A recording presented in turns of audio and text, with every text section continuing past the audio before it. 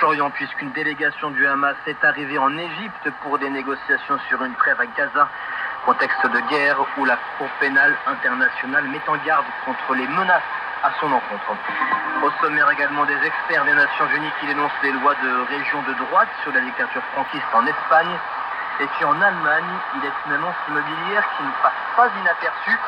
Annonce pour la maison du ministre de la propagande nazie Goebbels. L'Asie du Sud-Est suffoque au Vietnam. Plus de 100 records de température sont tombés en avril en raison d'une vague de chaleur meurtrière qui frappe la région. Le Pakistan, lui, a connu son mois d'avril le plus pluvieux depuis plus de 60 ans. Le changement climatique également à l'œuvre au Brésil où au moins 37 personnes tuées dans le sud du pays en raison d'inondations ces dernières heures. Inondations également violentes au Kenya ou encore en Tanzanie. Voilà 3 mois que ces deux pays sont sous les eaux. Au Kenya précisément où ces inondations ont fait 210 victimes. Au total, ce sont plus de 195 000 personnes qui ont dû fuir leur domicile. Un cyclone s'approche d'ailleurs dangereusement du pays. Alors pour faire face, hier, le président William Ruto a assuré que les relocalisations de personnes en zone inondable avaient démarré, qu'elles seraient achevées très vite pour la ville de Nairobi, la capitale. Mais à Kibera, le plus grand bidonville de Nairobi, les habitants sont toujours livrés à eux-mêmes, Alex. À Lindi, un quartier de Kibera en bord de rivière, Samuel regarde sa maison dévastée. Quand il a commencé à pleuvoir, on a vu l'eau rentrer dans les maisons. Elle a emporté nos lits, nos ustensiles de cuisine, même nos vêtements. Ces maisons aujourd'hui sont toujours remplies de boue. Le gouvernement a décidé de nous déplacer, mais jusqu'à maintenant rien ne se passe. On ne sait pas où aller. Maureen vient du même quartier. Elle aussi a perdu son logement. Depuis le début de semaine, elle s'est installée avec sa famille dans un quartier plus élevé de Kibera. Les propriétaires des maisons plus élevées augmentent maintenant les loyers. Avant les inondations, vous payez 1 500 et aujourd'hui c'est 3 000. Donc les conséquences de tout ça pour moi, c'est que j'ai perdu ma maison dont j'étais propriétaire. Je dois maintenant payer un loyer et je n'ai pas de travail. Hier matin, les autorités ont donné 24 heures aux populations en zone inondable pour évacuer les lieux. Mais encore faut-il en avoir les moyens, déplore Sarah Dassala du Centre pour la justice sociale de Kibera. Quand les gens vivent dans l'étranger, ils sont satisfaits sur les terres et ils construisent leur maison. Ce sont des emplois. Donc tout est sûr. C'est aussi notre question. Nous ne savons pas quels sont les endroits sûrs maintenant. J'aimerais que vous ameniez cette mesure clairement sur il n'y a aucun refuge. À Kibera, 214 personnes ont perdu leur logement selon le Centre de la justice sociale. Pour l'heure, elles vont trouver refuge dans les églises et mosquées du quartier. Gaël Alex, Nairobi, RFI. Autre titre de l'actualité de ce samedi, c'est la situation au Proche-Orient. Avec l'arrivée, il y a quelques minutes, d'une délégation du Hamas au Caire en Égypte pour poursuivre les discussions afin de parvenir à un accord de trêve dans la bande de Gaza. Cela alors qu'Israël menace de lancer une opération terrestre d'ampleur à Rafah, malgré les mises en garde des Nations Unies et de l'ONU. Israël dans le viseur à demi-mot de la Cour pénale internationale, la CPI, qui dénonce menaces et intimidations sans préciser par ailleurs d'où elles viennent. Analyse de cette situation avec Muriel Ubeda Sayar, professeur à l'université de Lille et spécialiste du droit pénal international. On attend tous des mandats d'arrêt dans la situation palestinienne. Et voilà, je pense que le procureur difficile et les menaces de sanctions émises par l'administration américaine. Après, il faut savoir que ces sanctions-là, elles ont déjà été adoptées contre l'ancienne procureure de la Cour pénale internationale à l'époque de la situation en Afghanistan qui impliquait des soldats et des membres de la CIA des États-Unis. Et donc les États-Unis s'en prennent souvent à la CPI, c'est pas nouveau. Je pense que les États-Unis profitent en fait de leur pratique et de leur politique des sanctions unilatérales pour faire pression sur la Cour pénale internationale, qui est une organisation internationale finalement pour eux, une organisation à laquelle ils ne sont pas partis.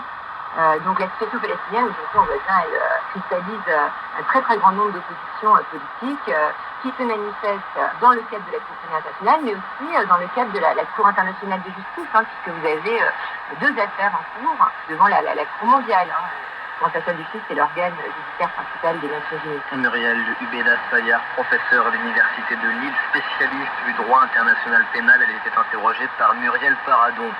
Un membre de l'opposition arrêté en Inde hier, il s'agit du responsable des réseaux sociaux du principal parti d'opposition indien, le Congrès.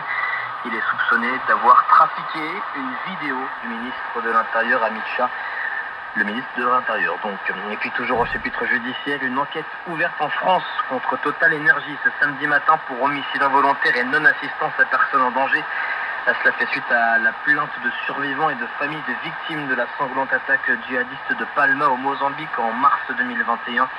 Cette attaque a fait plusieurs centaines de morts. Total Energy qui est donc accusé d'une série de négligences alors que le géant français menait un méga projet gazier dans la région. RFI 11h06 à Madrid, en Espagne, où des experts de l'ONU dénoncent les lois de région de droite sur la dictature franquiste. Les Nations Unies qui s'inquiètent d'une loi donc qui pourrait atténuer les crimes commis sous le régime de Franco entre 1939 et 1975. Trois experts qui avertissent que ces lois d'harmonie proposées par trois régions au gouvernement en coalition, le Parti populaire conservateur et le parti d'extrême droite Vox, pourraient contrevenir aux normes internationales en matière de droits de l'homme. À Madrid, les précisions signées François Musso. La division mémorielle en Espagne qui oppose la droite et la gauche préoccupe l'ONU. Il y a en effet ici une loi nationale de mémoire historique approuvée par les socialistes il y a 2 ans et qui favorise les réparations morales et matérielles pour les descendants des victimes de la dictature franquiste.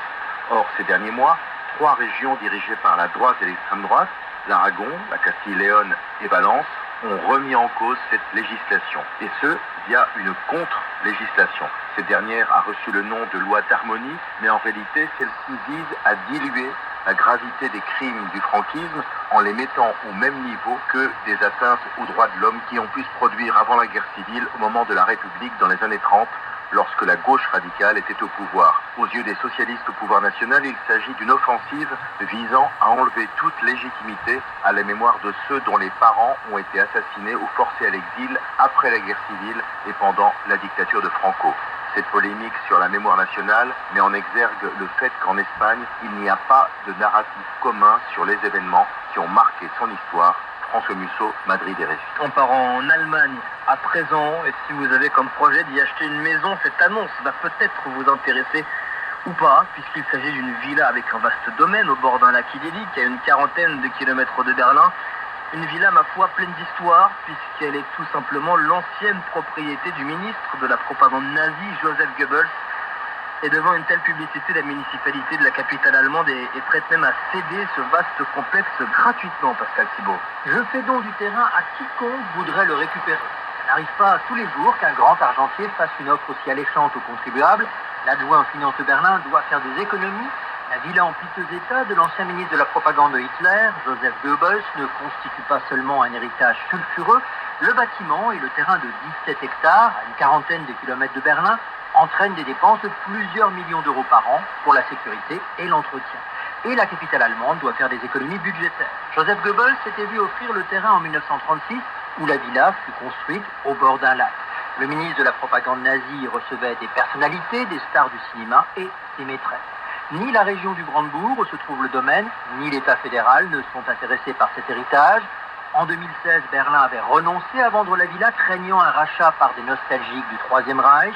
La nouvelle municipalité veut faire place nette. Une solution, faute de repreneur, pourrait être une destruction de la villa Goebbels, aujourd'hui classée monument historique, pour faire du site un lieu de villégiature. Pascal Thibault, Berlin RFI. C'est un mot de sport pour refermer le journal avec le football d'abord et l'ouverture de la 32e journée de Ligue 1 en France. Hier soir, Montpellier s'est imposé à Toulouse 2-1. Victoire de Lens à domicile qui recevait Lorient 2-0. 4 rencontres au programme aujourd'hui. Ça commence à 13h, temps universel avec Le Havre-Strasbourg. Fin de la journée foot, ce sera à 19h TU, Brest-Nantes. Et puis du cyclisme avec le top départ ce samedi du Giro, du Tour d'Italie. Première étape aujourd'hui entre Venaria Reale et Turin, 140 km au programme. Le Slovène Tadej Pogačar est le grand favori de ce Giro. 11h10 ici à Paris. Merci d'avoir suivi ce journal. Très bonne journée à l'écoute de la radio du Monde.